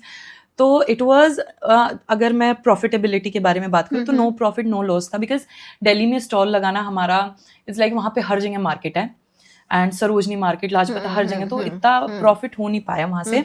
लेकिन स्टिल हम लोगों ने कस्टमर्स अर्न किया, पॉपुलैरिटी अर्न हुई वहां से। पॉपुलैरिटी प्लस कुछ कस्टमर्स भी, बहुत अच्छे कस्टमर्स भी हमें मिले, हाई लेवल के भी कस्टमर्स हमें मिले। So we were very happy. And talking about creativity once again, तो अभी हमने वैलेंटाइंस डे पे हमारी आइडिया मॉल में बेसिकली अब हम स्टॉल्स लगाते हैं रेगुलर। सो वहाँ पे क्या है, हमारा स्टॉल सेटअप, हमारा दिमाग में कीड़े में ही मतलब क्रिएटिविटी है, तो कुछ भी करके हमें स्टैंड आउट करना है, हमें ऐजी लगना है कि भाई और सारी स्टॉल सब सेम दिख रही हैं, बट हमें कैसे डिफरेंट है। हाँ, तो हमने पूरी स्टॉल को बलून से सजा दिया, और कोई भी विजिटर आ रहा है, ये लो एक बलून आपके लिए, और उनके साथ सबके साथ फोटो खिंचवा रहे हैं। हाँ, एंड अब ऐसा हो गया हमारा 80% हमारा इंडियन क्राउड है एंड 20% हमारा फॉरेन क्राउड है। हाँ, सो हमें हमारा क्या है, वर्ल्ड वाइड शिपिंग भी होती है। And talking about foreign crowd, कैसे एरिया मॉल में या दूसरी सोसाइटीज में भी फॉरेनर्स रहते हैं। सो मुझे थोड़ी बहुत जापानीज आती है, एंड मेरी बहन को फ्रेंच आती है। हाँ, एंड ब्रिटिश लैंग्वेज मैंने की हुई है, सो एक्सेंट वगैरह सारा। सो हमारा फॉरेनर क्राउड भी है, Wow. So we are very happy कि हम लोग अब बाहर लोगों से भी जुड़ रहे हैं because of our creativity only, क्योंकि उन्हें क्रिएटिव चीज़ें पसंद आती हैं। उनके लिए इतने बड़े बड़े झुमकाज होना, इट्स लाइक वाओ, कि हमारे कान नहीं लटक जाएंगे, कान तो गिर जाएंगे। मैंने कहा ट्राई तो करो, एंड दे आर लाइक यार ये तो इनमें तो वेट ही नहीं है, बिल्कुल वेट ही नहीं है। सेंसिटिव ईयर्स पहन रहे हैं, जिनके सेंसिटिव ईयर्स हैं वो कह रहे वाओ बहुत अच्छा है। तो फॉरेनर्स बेसिकली मतलब आप अपने काम में ना क्रिएटिव संसार की तरह ही आप अपने हर एक स्टेप्स पे क्रिएटिविटी ऐड कर रहे हो। I think this will help to lots of small business owners कि आप अपने काम, ये जरूरी नहीं है कि आपका प्रोडक्ट कितना अच्छा है, प्रोडक्ट सबका अच्छा हो सकता है, बट आप डिफरेंट कैसे हो उससे, इस चीज पे फोकस करो। स्टैंड आउट कैसे करना है, क्योंकि जो हमारे पास माल है वही माल दूसरे स्टॉल ओनर्स के पास है, राइट। लेकिन हम अपनी स्टॉल को अलग ऐसे बनाते हैं ताकि लोग हमें ढूंढें कि यार क्रिएटिव संसार कहाँ है। बीच में एक ऐसा इंसिडेंट हुआ, बजट नहीं हो पाया बीच की स्टॉल लेने का, हमारा सेंटर स्टॉल का, हमने मिडिल में कहीं स्टॉल ले ली। तो लोग ढूंढते हुए आए यार यहाँ पे तो क्रिएटिव संसार होता था ना, कहाँ है वो दोनों बहनें, कहाँ हैं वो आंटी, कहाँ है, क्योंकि मम्मी हमारे साथ लगाती हैं। बिकॉज मैंने मेंशन किया मेरे को एंग्जाइटी इश्यूज हैं, मैं अकेले नहीं लगा सकती, तो मेरी मम्मी और मैं लगाते हैं स्टॉल। एंड वहां पे मेरे को कम, मेरी मम्मी को ज्यादा वो करते हैं, क्योंकि मम्मी बात ही कस्टमर से ऐसे करेंगी, लाडो ये तेरे पे अच्छा लगेगा, लाडो ऐसे, लड्डू ये, लड्डू वो, ऐसे करके, लाडो ऐसे करके बात करते, वो काफी अटैचमेंट वाला सीन हो जाता है। ये चीज देख मुझे आपकी एक स्टोरी याद है जिसमें आप एक कार में सारा सामान डंप करके लेके जा रहे थे, जहाँ पे आपके मजदूर को बैठने की जगह भी नहीं थी और उसके ऊपर सारा सामान लदा हुआ था और आंटी भी थी साथ में। तो मतलब I saw that actually story, so I just want to know, and ये चीज मैं और लोगों को भी बताना चाहूंगी कि मतलब ये जो लोगों को दिख रहा है कि स्मॉल बिजनेस, मतलब ठीक है आपको लगा हुआ स्टॉल तो दिख रहा है, बट उसके पीछे का जो स्ट्रगल है वो एक बार अपने शब्दों में कहोगे? सो अगर स्ट्रगल से स्टार्ट करें, सो मैंने कम स्ट्रगल किया है, टू बी वेरी ऑनेस्ट। मेरे मजदूर ने बहुत स्ट्रगल किया है। हम लोग गाड़ी में बैठते, अब मैं हूँ यार, मैं हेल्दी हूँ तो मैं पीछे फिट नहीं आ सकती, सो मैं जाऊंगी आगे, पैसेंजर सीट जो को ड्राइवर सीट होती है उस पे, ठीक है, मैं उस पे आराम से बैठी हूँ, कोई नहीं, हाथ अपने पैरों पे वो रख लिया, हैंड बैग रख लिया, थोड़ा बहुत ऐसे। बट मेरी बहन हो गई बहुत पतली, अब उसको सामान के पीछे ऐसे हम लिटरली ऐसे करते हैं, अन्नू थोड़ा उधर खिसक, दरवाजा बंद करना है, ऐसे भट करके दरवाजा बंद करते हैं। वो कहती है हाँ बहुत स्पेस है मेरे पास, टेंशन मत लो, चलो चलो। तो उसकी ज्यादा स्ट्रगल है इस चीज में। हमें स्टॉल सेटअप करने में 3.5 घंटे लगते हैं और रैप करने में 2.5 घंटे लगते हैं। वो चीज किसी को नहीं दिखती, लिटरली वो चीज किसी को नहीं दिखती। लेकिन हमने सोचा था कि एक हम फोन खरीदेंगे, उसमें टाइम लैप्स बनाएंगे, हमें लिटरली 3.5 घंटे गिन के लगते ही लगते हैं। वो स्ट्रगल किसी को तो नहीं मतलब दिखती। एक तरीके से तो स्टॉल लगाने के भी आप पैसे दे रहे हो, स्टॉल लेने के, कि आप पता नहीं, और ये भी कोई गारंटी नहीं है कि जितना आपने स्टॉल लगाने के पैसे डाले आप उतना पैसा वहां से निकाल पाओगे, कोई जरूरी नहीं है ये चीज। ओके, जो आप जो स्टॉल लगाते हो तो इसका पेमेंट कैसे होता है? मंथली बेसिस पे होता है, डे बेसिस पे होता है, कैसे होता है? सो ये डे बेसिस पे होता है। हम लोग जो आर्या मॉल में लगा रहे हैं, डे बेसिस पे हम 3 दिन के 25,000 देते हैं। हाँ, जिसमें आप 11 बजे से लेके रात के 10 बजे तक लगा सकते हो। ये चीजें होती हैं। और जैसे सोसाइटियल होते हैं तो जितनी बड़ी सोसाइटी उतने बड़े पैसे। हमने एक हाईएस्ट सोसाइटी के 10,000 रुपए भी दिए हैं 4 घंटे के सिर्फ। शाम को 6 बजे से क्या शाम इतना के 10 पैसा बजे रिकवर हो पाता है? टचवुड हमें हो जाता है। हमें तो हो जाता है, लेकिन कई बार ऐसा भी हुआ है कि यार नहीं भी हो पाता। It's upon luck. Luck factor बहुत है। मतलब ठीक है, आप अपनी क्रिएटिविटी भी दिखाओ, ये चीज अलग है, लेकिन आपकी किस्मत में होगा पैसा तो आप स्पेशल लोकेशन ले लो, या आप कहीं बीच में हो, किस्मत में होगा तो वो आपको मिलेगा ही। ये मेरी मम्मी कहती है। मतलब जो मेरे को वेंडर्स भी हैं, नॉट जस्ट ज्वेलरी के, दूसरे भी हैं, वो बड़े उदास होते हैं, यार आंटी आज तो हुआ ही नहीं, ये नहीं। तो मम्मी कहती है बेटा प्रॉफिट तुम ले लोगे, लॉस कौन लेगा? लॉस भी तो किसी को लेना पड़ेगा। तो कभी कभी लॉस, कभी कभी प्रॉफिट आता रहता है।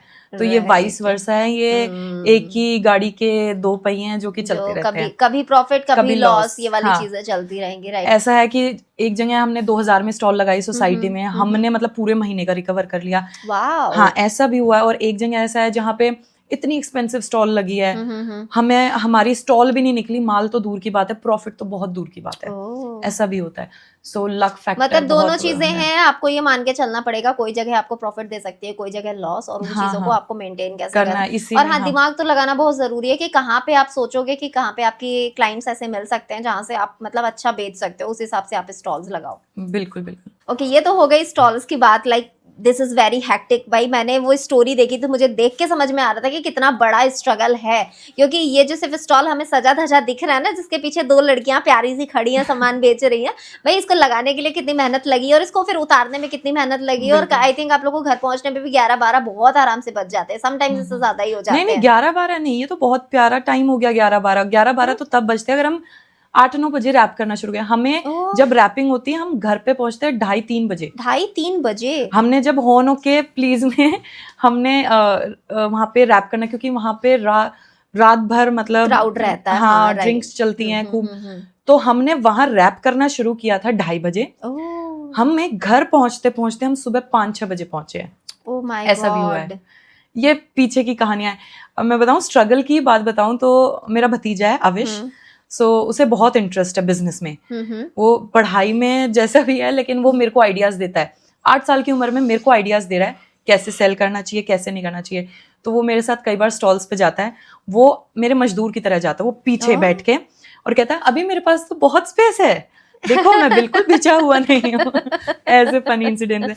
वो कहता है अन्नी बुआ जी, ये अगर ज्यादा बार्गेन करे तो इन्हें मना कर देना, नहीं देना हमें आपको, आप हमारी वैल्यू नहीं कर रहे, हमारे प्रोडक्ट की क्या वैल्यू करोगे। ऐसे फनी इंसिडेंसेस भी हैं हमारे उस पे। That's great. ओके, हम एक बार अभी बात कर रहे थे इन्फ्लुएंसर मार्केटिंग से रिलेटेड और बैड एक्सपीरियंसेस की, तो इसमें से एक किस्सा मैं इंक्लूड करना चाहूंगी कि मेरे साथ कुछ चीजें हुई थी, ऐसा मैं सोच रही थी आपके साथ शेयर करूं। जैसे मैंने आपके साथ ही कोलैब करा था, तो आपने मुझे भेजा था, सच में टचवुड वो मुझे सारी चीजें बहुत अच्छी लगी। पूरे प्रोडक्ट्स मुझे बहुत अच्छे लगे, देखने में भी अच्छा लगे कि सामने से कोई एक स्मॉल बिजनेस इतने प्यार से कोई चीज मुझे भेज रहा है और इतने अच्छे से सजा के मुझे भेजी है, तो मेरा भी अंदर से मन करता है कि उन चीजों को मैं बहुत अच्छे से प्रेजेंट करूं। ये हो गया इन्फ्लुएंसर साइड, जो मुझे मन करता है चीजों का करने का। सम टाइम अभी हमने डिस्कस करा कि इन्फ्लुएंसर्स को चीजें इतने प्यार से भेजी जाती हैं, सेलिब्रिटीज को भेजी जाती हैं, फिर भी वो उन चीजें की कदर नहीं करते हैं और उसको इस तरीके से डिसरिस्पेक्ट करते हैं, जो बिल्कुल ही अनएथिकल है। बट समटाइम्स इन्फ्लुएंसर्स के साथ भी गलत होता है। मेरे साथ हो चुका है कि एक ब्रांड ने मेरे साथ कोलैब करा था, साउथ की ब्रांड है, उसने मुझे एक नेकलेस भेजा। मैं किसी के प्रोडक्ट की बुराई नहीं करना चाहूंगी, लेकिन फिर भी वो बहुत ही नॉर्मल सा नेकलेस था जिसको लेके कोलैबोरेशन था। आई जस्ट थॉट कि मतलब वो कुछ प्रोडक्ट तो भेजेगी एटलीस्ट, कि मतलब मुझे स्टोरी में दिखाने के लिए कुछ तो हो, but she send only 1 necklace, वो भी बहुत ही सिंपल सा। आई थिंक कॉस्टिंग लगाऊं तो that cost around 300-400 rupees, that's it. ठीक है, वो उसने वहां से भेजा एंड उसके बाद शी आस्क्ड मी कि मतलब आप पे स्टोरी लगा, तो मैंने स्टोरी लगा दी। फोटोज के लिए उसने रिक्वेस्ट करी, तो मैंने फोटोज खींच के उसे भेज दिए कि you can just post on your Instagram, because हमारी कोई रील या पोस्ट की या टैग की कोई डील नहीं हुई थी, मैं सिर्फ स्टोरी की हुई थी। तो स्टोरी की डील हो गई खत्म। उसके बाद फिर क्या होता है कि she is asking again and again, ma'am मुझे कोई प्रॉफिट नहीं हुआ है, कोई एक भी फॉलोअर नहीं आया, कोई सेल नहीं आई, आप प्लीज इसको एक बार फिर से पोस्ट कर दोगे। मैंने कहा चल ठीक है भाई, इतना तो कह रही है, एक बार फिर से कर देती हूँ, कि कोई बात नहीं, चलो एक बार फिर से फोटो को पोस्ट करने में दिक्कत नहीं है। इसके बाद फिर तुम फिर से बोल रहे हो कि भाई मतलब अब फिर से रील भी डाल दो, फिर मेरे स्टोरीज की तुमने रील बना ली है, फिर हमसे कह रहे हो कि कोलैबोरेशन रिक्वेस्ट एक्सेप्ट कर लो। मतलब it's going to be very like इतना ज्यादा दिक्कत वाला हो रहा था कि आप एकदम से पीछे पड़ रहे हो इन्फ्लुएंसर्स की, चीजें इस तरीके से छोटी छोटी बार बार एंड फ्रस्ट्रेट होके मुझे ये कहना पड़ रहा है कि ऐसा है कि प्लीज आप अपना नेकलेस ले जाओ। एंड इसके बाद भी उसको शर्म नहीं आ रही है चीजों को लेके, कि वो कह रही है ठीक है मैडम आप मुझे पैक करके प्लीज भेज दीजिएगा। मेरा दिमाग वहीं पर खराब कि मतलब मैंने यदि ये चीज आगे से बोली है तो तुम्हें तो ये कहना चाहिए नहीं मैम ठीक है रहने दो, ये वाली बात हो सकती है। या तो तुम ये कहती कि ठीक है मैं पिकअप बुक कर दूंगी, आप उसको दे देना, दोनों में से कुछ नहीं। तो मतलब इस तरीके के कन्वर्सेशन हुआ। मैंने किसी के ऊपर कोई तेज आवाज में बात नहीं करी, कुछ नहीं, सिंपल कन्वर्सेशन चल रही है। लेकिन ये सारी चीजें भी होती हैं इन्फ्लुएंसर्स के साथ भी, कि वो भी ये सारी चीजें फेस करते हैं कि समटाइम्स स्मॉल बिजनेस उन पर इतना हावी होना चाहते हैं छोटी छोटी चीजों के लिए कि ये भी कर दो, ये भी कर दो, ये भी हो जाए, वो भी हो जाए, और वो देना कुछ नहीं चाहते हैं, ढंग से कि सामने वाले बंदे को अच्छा फील तो होना चाहिए, चीजें उसे अच्छी भी तो लगनी चाहिए ना। आप ऐसे कंजूसी कर रहे हो कि भाई आपने 2 रुपए की भी चीज भेजी है तो भाई आप बिल्कुल चूस 100 लो सामने वालों को, तो ऐसा नहीं होता। ये बिल्कुल। वाइस वर्सा है। आप इधर से अच्छे Give and से take, हाँ। हाँ, आप अच्छे से आप कहते हैं उसको ग्रीट कर रहे हो अपने प्रोडक्ट के थ्रू, तो सामने से वो आपको अपना स्टोरी के थ्रू डिलीवर करेगा। तो ये सारी चीजें एज ए स्मॉल बिजनेस हम भी बहुत ज्यादा फेस करते हैं कि भाई स्मॉल बिजनेस हम लोग के साथ ऐसा भी बिहेवियर करते हर हैं। तरह के लोग होते हैं ट्रूली। ये सारी हमारे चीजें। साथ भी, मैं आपको बताऊं, हमने 25 से 30 इन्फ्लुएंसर्स के साथ कोलैबोरेट किया। कितने इन्फ्लुएंसर्स हैं? एक इन्फ्लुएंसर है जिसने सबसे ज्यादा टाइम लिया था, उन्होंने 2.5 महीने बाद पोस्ट किया था। ओह हाँ काफी, लेकिन हमने भी पेशेंस रखा। हम हाँ रेगुलर लाइक 2 हफ्ते में एक बार ही अपडेट ले रहे थे, मैम कब तक करोगी कोई डेडलाइन? कहती अभी मेडिकली वो फिट नहीं है, तो ऐसे वैसे उन्होंने भी बोला था, बट वी वर पेशेंट कि कोई बात नहीं, आप आराम से कर लेना, कोई दिक्कत नहीं है, टेक केयर। ऐसे वैसे लोग ऐसे स्टोरीज में डालते हैं, ठीक है। हमने, अब मानोगे नहीं, हमने 25 कोलैबोरेशन मान लो अगर हमने किया ना, तो अभी तक उन कोलैबोरेशन से हमें सिर्फ 3 फॉलोअर गेन हुए थे। ओह इट्स लाइक यार आपको ये जुआ टाइप है, खेलना पड़ेगा कि आपको ट्रेंड के साथ चलना है। इन्फ्लुएंसर्स के अगर आपको स्टोरीज में रहना है या रील्स में रहना है, तो आपको अपना माल तो भेजना ही पड़ेगा। पेड करो अगर आपको रील चाहिए, अगर आपको फ्री में चाहिए कि फ्री में रील मिल जाए, अपना माल भेजो। ये कॉन्सेप्ट आपको एज अ स्मॉल बिजनेस रखना ही पड़ेगा, वरना आप इन्फ्लुएंसर बनो, अपने प्रोडक्ट खुद प्रमोट करो शेयर की तरह ट्रूली। देखिए जैसे मैंने भी एज अ इन्फ्लुएंसर ये चीज ऑब्जर्व करी है कि यदि कोई ब्रांड हमें मंथली बेसिस पे छोटा सा भी प्रोडक्ट हर महीने कुछ अपना न्यू लॉन्चेस भेज रहा है जस्ट सपोज, तो हम उसे नेचुरली यूज करते हैं और नेचुरली हम यूज करके उसे टैग कर देते हैं कि भैया ना उसने पूछा ना हमने मांगा, बिल्कुल कोई कन्वर्सेशन नहीं है एक दूसरे के बीच में, बट मंथली बेसिस पे कुछ ना कुछ न्यू चीज आ रही है, तो आपको उस ब्रांड्स के साथ एक ऐसा कनेक्शन बिल्ड हो जाता है कि आप वो चीजें करते ही करते हो, खुद से ही करते हो। आपको खुद से ही अच्छा लगता है कि यार इस बंदी का तो हमेशा पार्सल आता है, तो ये चीज सुंदर भी लग रही है। ऐसा नहीं कि पार्सल आता है तो हमें पसंद नहीं आ रही, चीज भी अच्छी है, भले आपने 2 ही पीस डाल के भेजे हैं बट वो 2 पीस बंदे को पसंद आ रहे हैं, वो चीज उसको वो पोस्ट करती है, पहनना भी डेली यूजेस में पहनती भी है। जस्ट सपोज उसने टैग करना भूल गया तो आप उसको रिमाइंड कर दो, मैम आपने इस वाले पोस्ट में पहना है, प्लीज टैग कर दो क्या, तो कर देते हैं लोग ऐसे नॉर्मली। आप उसको याद दिलाओगे क्योंकि some time as a influencer हम भूल जाते हैं पहनने के बाद कि हमने ये वाला पहना था बट ये वाला तो इनका था और हमने टैग नहीं करा। तो जब ब्रांड आके हमें कभी बोलता है कि मतलब मैम आपने ये पहना था, आप हमें प्लीज टैग कर दो क्या, तो हाँ ठीक है, एडिट का ऑप्शन है, आप टैग कर दो उसे, वो टैग हो जाएगा आराम से। लेकिन वो ना पीछे नहीं पड़ना चाहिए, ये चीज है। राइट, थोड़ी सेंसिबिलिटी, थोड़ा डेकोरम हमें भी बनाना चाहिए स्मॉल बिजनेसेस को। राइट, ओके, तो बहुत सारी कन्वर्सेशन हो गई बट स्टिल हम कुछ पॉइंटर्स डिस्कस कर लेते हैं कि एज अ स्मॉल बिजनेस यदि आप कोई चीज शुरू कर रहे हो, क्योंकि देखो इस जो स्मॉल बिजनेस का जो एक डार्क साइड होता है, डार्क साइड कह लो या स्ट्रगल साइड कह लो, वो तो आज हमने डिस्कस करा, जिसमें लोगों को पता चला कि भाई जो आपको स्टॉल पे दिख रहा है वो उतना सा नहीं है, उसके आगे पीछे कम से कम 7 घंटे लगे हैं और घर से निकलने का जो टाइम होता है, गाड़ी में जो भरने का टाइम होता है, उसका तो किसी ने काउंटिंग ही नहीं करी, राइट। तो काफी सारी चीजें आज मुझे भी जानने मिली जो शायद मुझे भी पता नहीं थी। बट इसके साथ साथ एक चीज और है, मैं पूछना चाहूंगी कि कुछ ऐसी ट्रिक्स एंड टिप्स कुछ देना चाहोगे स्मॉल बिजनेस के लिए, या कुछ ऐसे पॉइंटर्स आप बताना चाहोगे जो भी कोई भी आज की डेट में अपना स्मॉल बिजनेस शुरू करना चाहता है? तो अगर आप अपना स्मॉल बिजनेस शुरू करना चाहते हो तो गो फॉरवर्ड, मैं आपको सपोर्ट कर रही हूँ इधर से, बिल्कुल। अगर आपको ज्वेलरी में सपोज करना है, सो लेट्स टेक ऑन कि अगर आपको ज्वेलरी में करना है, सो आप जैसे मैम ने बताया, मानसी ने बताया कि आप रुई मंडी से स्टार्ट कर सकते हो, वहां पे प्रोडक्ट देखो, सर्च करो, बट यस ढूंढो, खुद ढूंढो, क्योंकि अगर मैंने प्लेसेस बता दी वो आपके लिए ट्रिक एंड सिंपल हो गया बिल्कुल, कि यार उसने वहां बता दिया चलो वहां चल पड़ते हैं। नहीं, जब तक आप खुद एक्सपीरियंस नहीं करोगे, आपको वो एक्सपीरियंस नहीं मिलेगा, वो आपको हैप्पीनेस भी नहीं मिलेगी। यार सिर्फ एक जगह का, 1-2 जगह का नाम बता दिया अनीशा ने, चलो वहां चल पड़ते, तो वो एक्सपीरियंस भी नहीं मिलता। एक ऐसी जगह है जहाँ एक्चुअली में जेम्स जो है, हाँ जेम्स जो है वो गलियों में है। हाँ, जब आप गलियों में घुसोगे और जहाँ से रास्ते आपको नहीं मिलेंगे, आपको एक्चुअली में प्रोडक्ट्स वहीं पे मिलते हैं सस्ते। हाँ, अभी मैं बताऊं, मैं भी पूरे अच्छे से एक्सप्लोर नहीं कर पाई हूँ रुई मंडी को। नहीं, मैंने काफी किया है। अच्छा। मैंने वो मस्जिद वाली गली और अंदर अंदर की जितनी गलियां होती हैं जहाँ पे सिर्फ 2 इंसान अगल बगल चल सकते हैं, इतनी पतली पतली गलियां, वहां पे सिर्फ उस तरीके की गलियों को मैंने एक्सप्लोर करा है। एंड लिटरली मैंने वहां से ऐसे प्रोडक्ट्स उठाए हैं जिसको मैं आराम से 1000 रुपए में बेचा है और वो मुझे वहां पे 90 रुपए का मिला है। अच्छा, ओके। हाँ, तो इतना प्राइस डिफरेंस आपको मिल जाता है कि मतलब इस क्वालिटी को वो डिजर्व करता है वो प्रोडक्ट। ये सिर्फ ये नहीं है कि मतलब मुझे इतने का मिल गया है, वो उस प्राइस को डिजर्व करता है। 800 रुपए तक मैंने बेचा है 25 रुपए के प्रोडक्ट को। तो मतलब वहाँ है, देखो एक्चुअली ये मेरा पर्सनल एक्सपीरियंस है ज्वेलरी बिजनेस में कि मार्जिन बहुत है। ज्वेलरी बिजनेस में मार्जिन बहुत है, होते हैं अच्छा खासा मार्जिन होता है। एंटी टार्निश और इनकी बात नहीं हो रही है, ये मार्केट एक्चुअली ये बात नहीं हो रही है क्योंकि ये एक सेगमेंट ही अलग है।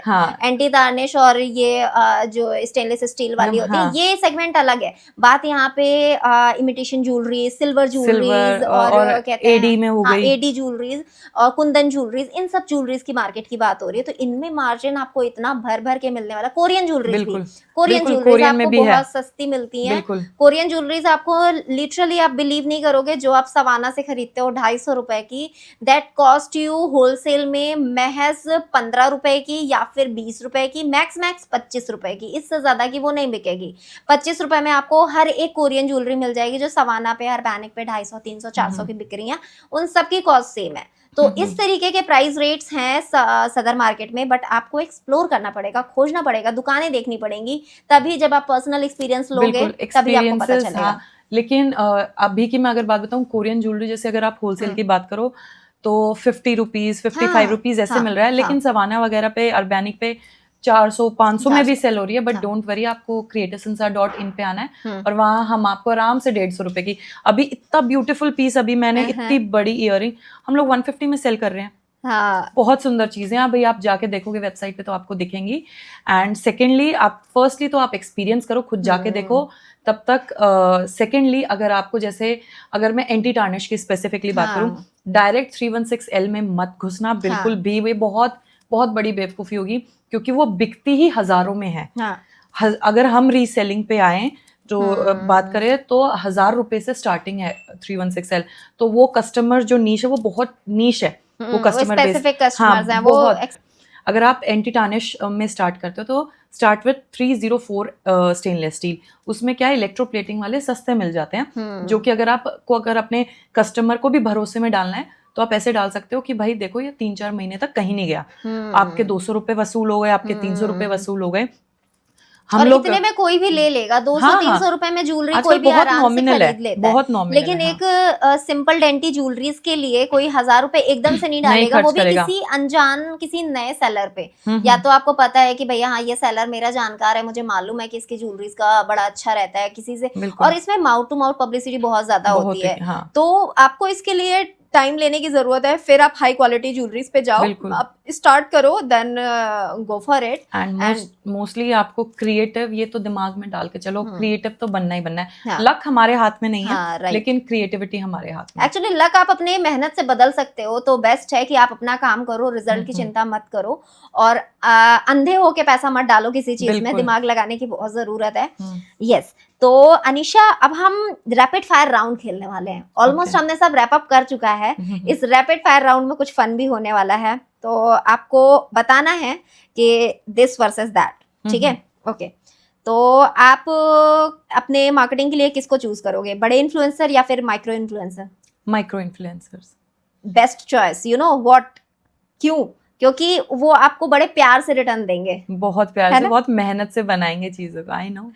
या ओके, इंस्टाग्राम एड्स या फिर organic reach? Organic reach, that's the best. Jewellery designing या फिर मार्केटिंग, इन दोनों में से ज्यादा टफ क्या है? मार्केटिंग। मार्केटिंग बहुत टफ है, अभी तक हम इस चीज में सीख ही रहे हैं। हाँ, किसी लेवल पे पहुंचे अभी तो। राइट। ज्यादा प्रॉफिट या ज्यादा विजिबिलिटी? ज्यादा विजिबिलिटी। ज्यादा प्रॉफिट तभी आएगा। बिल्कुल। ब्रांड वेबसाइट और इंस्टाग्राम शॉप? Brand website. आपका दोनों ही है? हाँ, हमारे दोनों ही है। हमारे दोनों है। राइट। फेस्टिव सीजन सेल या फिर all year allrounder sale? Allrounder sale, all time चाहिए। तो ये बिल्ड आप कर सकते हो अपनी वेबसाइट के थ्रू ही। बिल्कुल, बेसिकली ये हमारी वेबसाइट को हमने पिछले साल ही लॉन्च किया था, एंड 1 साल हो गए हैं ऑलमोस्ट, हमारी वेबसाइट 1 साल से ऊपर ही हो गया है। तो पहले हम सिर्फ फेस्टिव पे स्टॉल्स लगाते थे, लेकिन अब हमने जब से वेबसाइट हुई, क्योंकि इसका भी प्रमोशन बहुत जरूरी है, तो इसीलिए हम अब ओवरऑल ईयर सेल लगाते हैं, हम्म। आई मीन स्टॉल लगाते हैं।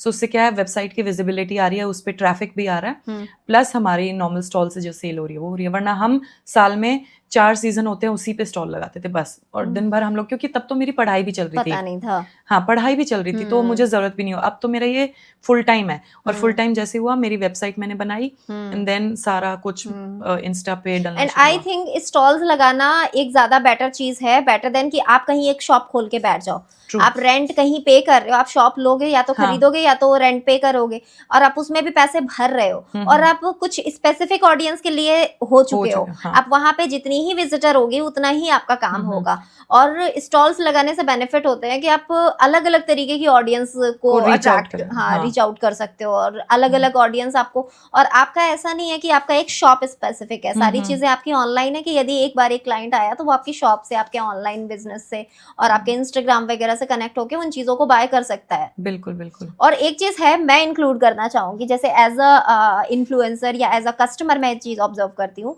कि जो स्मॉल बिजनेस अपने स्टोरीज पे हमेशा न्यू कलेक्शन अपडेट करता रहता है, स्टोरीज पे बेसिकली, उसको मुझे देखने का बहुत मन करता है। अच्छा, मैं देखती हूँ कि मैं देखती हूँ, अच्छा ये इसने डाला, ये डाला, ये डाला, ये डाला, ये डाला, अच्छा ये वाला ज्यादा अच्छा लग रहा है, तो मैं कुछ नहीं करके मैं उससे प्राइस जरूर पूछ लेती हूँ। थोड़ा सा बजट में आता है तो मैं बाय कर लेती हूँ। ये सारी चीजें होती हैं। तो ये एक आई थिंक एक कस्टमर की तरफ से लाइक एक छोटा सा टिप्स है कि आप अपने स्टोरीज पे सुपर एक्टिव रहो। अच्छा, ओके। हाँ, आप अपने रील्स के बजाय, रील्स डालो ही डालो, रील्स ठीक है, बट स्टोरीज पे आपकी कम से कम कुछ नहीं, डेली की 4-5 स्टोरीज आपकी स्टॉक से रिलेटेड होनी चाहिए, क्योंकि कोई भी आपको आपकी वजह से कम, आपके स्टॉक की वजह से ज्यादा देख रहा है। ओके, है ना? क्योंकि हम आपके पास यदि डायरेक्ट एक चीज देखें तो मेरा आपसे कनेक्शन आपकी ज्वेलरीज की वजह से बन रहा है। हाँ। यदि वो नहीं होता तो डायरेक्ट कनेक्शन तो एक फ्रेंडशिप है ना? बट वो जो ज्वेलरी हमें कनेक्ट कर रही है उसको सामने रखना चाहिए हमें, और उसे हमेशा डेली पोस्ट करना चाहिए। डेली कोई नया कलेक्शन, अच्छी सी सुंदर सी उसकी वीडियो हो, बढ़िया शाइन करती हुई, या तो फिर फ्लैश लाइट ऑन करके हमने उसको बना रखा है, तो सुंदर सा कुछ भी हम डेली अपडेट करते हैं तो वो चीज कस्टमर बहुत अट्रैक्ट करते हैं, क्योंकि वो सेम टाइम पे डिलीवर हो रही है। यानी कि आपने अभी डाला है और सामने वाले को पता है कि इनके पास अवेलेबल है, तो हम तुरंत ही कन्वर्सेशन करके ऑर्डर प्लेस कर देते हैं। क्योंकि लड़कियां बहुत ही पैशनेट शॉपिंग करती हैं। लड़कियां ज्यादा सोचती हैं, पसंद आया, इम्पल्सिव शॉपिंग होती है, और तुरंत ऐसे ही तुरंत उन्होंने ऑर्डर प्लेस कर दिया, देखा, पसंद आया, प्लेस हो गया ऑर्डर। तो इस इमोशन का फायदा भी लेना चाहिए ऐसा। तो ये चीज मुझे नई सीखने को मिली मानसी से, और ये फीडबैक नोट कर लिया, because I am very lazy for my stories. मैं क्योंकि जब भी स्टोरी बनाती हूँ अपने फेस से बनाती हूँ, और मेरा भतीजा पीछे से आके कैच इन करता है कि मैं भी आऊंगा। लेकिन अब से नोटेड मानसी कि हम लोग अपने प्रोडक्ट्स की भी स्टोरीज बनाया करेंगे। प्रोडक्ट्स की ज्यादा बनाइए, क्योंकि उससे हमें भी अच्छा लगेगा कि हमें देखने मिलेंगे स्टॉक्स, क्योंकि सब कोई वेबसाइट पे जाके स्टॉक चेक नहीं करता, ना ही रील्स पे जाके सब कोई चेक करता है। और स्टोरी क्या है, इंडिविजुअल हर एक प्रोडक्ट के लिए होती है, और यदि आप रील डालोगे कुछ नहीं तो आप 4-5 प्रोडक्ट एक साथ डालोगे, तो डिफरेंशिएट हो जाता है चीजें कि सारी चीजों में इन्वॉल्व होना जरूरी है। ओके गाइज, तो काफी सारी ज्ञान की बातें हो गई हैं। मैंने भी कुछ ज्ञान की बातें डिलीवर करी हैं आप लोग को आज, और अनीशा से भी हमने काफी कुछ सीखने मिला है आज regarding collaboration, regarding small businesses. और इसी साथ हम इस पॉडकास्ट को भी रैप अप करते हैं। तो रैप अप करते हुए कुछ कहना चाहोगे अनीशा अपनी ऑडियंस के साथ? बिल्कुल, मैं बोलना चाहूंगी, मेहनत करो, एक दिन आपको मतलब सक्सेस ज़रूर मिलती है। राइट। मैंने 5 साल मेहनत की और वो मुझे अब उसकी सक्सेस मिल रही है, उसका फल अब मिल रहा है। मैं अगर बात बताऊं अपनी पुरानी, तो मैं इंस्टाग्राम पे इतनी एक्टिव नहीं थी, क्योंकि मेरी पढ़ाई चल रही थी, प्लस इंस्टाग्राम तो बहुत ऐसे 6-6 महीने भी हो जाते थे पोस्ट के। लेकिन जब मैंने उसको पूरा टाइम दिया तो मेरे बिजनेस ने अपना पूरा टाइम मेरे को दिया, लाइक दैट। उसने भी मेरे को बहुत फ्रूटफुल, मतलब my business was very fruitful जब मैंने उसको अपना पूरा टाइम दिया। राइट। या तो यही कि अगर आप उसको टाइम दोगे वो आपको टाइम देगा। हाँ, पूरा कहते हैं ना, तन मन धन से आपको किसी एक काम के पीछे पड़ना पड़ता है, तभी आपको वो सारी चीजें वापस मिलती हैं। बट ये नहीं कि आपने एक स्टेप लिया और आप बैठे हो इंतजार कर रहे हो मुझे रिजल्ट नहीं मिला, हाँ, तो कब सक्सेस होगा, फिर तो ऐसे नहीं होता। आपको कंटिन्यू मोड में काम करना है, क्योंकि आपको पता नहीं है किस अगले स्टेप्स के बाद आपकी सक्सेस वेट कर रही है। तो बस जैसे इनकी किस्मत चमकना शुरू हुई थी उस क्रिएटिव संसार वाली टी शर्ट के बाद से। अप्रैल लास्ट ईयर, अप्रैल वाज बहुत अच्छा मूवमेंट फॉर मी। मैं थोड़े सैड मूवमेंट में भी चल रही थी, बट वो जो मूवमेंट था ना, इट वाज लाइक, मतलब कृष्णा जी ने मेरे लिए वही मूवमेंट बनाया था कि जा, अब तेरी लाइफ है। लाइक अब हम लोग स्टॉल लगाते हैं ना, तो जो दूसरे कॉम्पिटिटर्स है दे आर लाइक, वो पूछते हैं यार क्रिएटिव संसार तो स्टॉल नहीं लगा रहा ना, अगर वो लगाएगा हम लोग नहीं लगाएंगे, ऐसे मोमेंट भी होते हैं जो कि तो वहां से आपको खुद को देखिए, वो स्टेप्स भले ही इतना ज्यादा सोच समझ के ना लिया गया हो, मतलब सोचा गया हो, मतलब ये रिजल्ट नहीं सोचा था, लेकिन हाँ. वो उसने आपकी लाइफ को इतना इम्पैक्ट किया कि आज आप उसी डिसीजन के थ्रू अपने आप को मोटिवेट भी कर पाते हो, नई नई चीजें लेके आ पाते हो, बहुत कुछ कर पाते हो। बिल्कुल। तो गाइज एक ही चीज है, अपनी लाइफ में ट्राई करते रहो, नई चीजें ट्राई करते रहो। एक काम के पीछे लग रहे हो तो मल्टी डायरेक्शनल सोचो उस चीजों को रन कराने के लिए।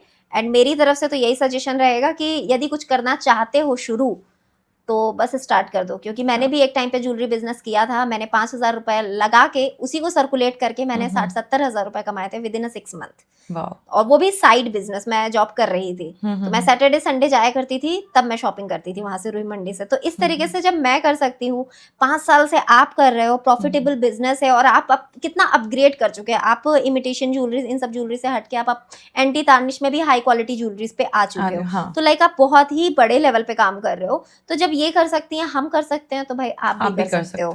कोई डाउट नहीं है। स्टार्ट आज ही दिन है चीजें शुरू करने का, आज ही शुरू करो और कल का वेट नहीं करना है। सो इसी साथ हम इस पॉडकास्ट को भी यहीं पे एंड करते हैं। होपफुली आपको ये पॉडकास्ट पसंद आया हो, आपके क्वेश्चंस क्लियर हुए हो। ऑल्सो यदि आप अनीशा से कोई भी हेल्प लेना चाहते हो रिगार्डिंग स्मॉल बिजनेस, तो आप कमेंट सेक्शन में पूछ सकते हो, हम आपको सारी इन्फॉर्मेशन डिलीवर कर देंगे। इनका होलसेल का भी सारा वर्क है, तो आप उसके रिगार्डिंग भी यदि कुछ पूछना चाहते हो तो आपको सारी इन्फॉर्मेशन मिल जाएगी। अनीशा खुद आपको रिस्पॉन्ड कर देंगी, और इनका इंस्टाग्राम हैंडल और इनका वेबसाइट का लिंक सब आपको डिस्क्रिप्शन में मिल जाएगा। तो आपको कोई भी चीज़ जाननी है तो आप अनीशा को कॉन्टैक्ट कीजिए और कमेंट सेक्शन में कमेंट ड्रॉप कीजिए। So thanks for watching guys, bye.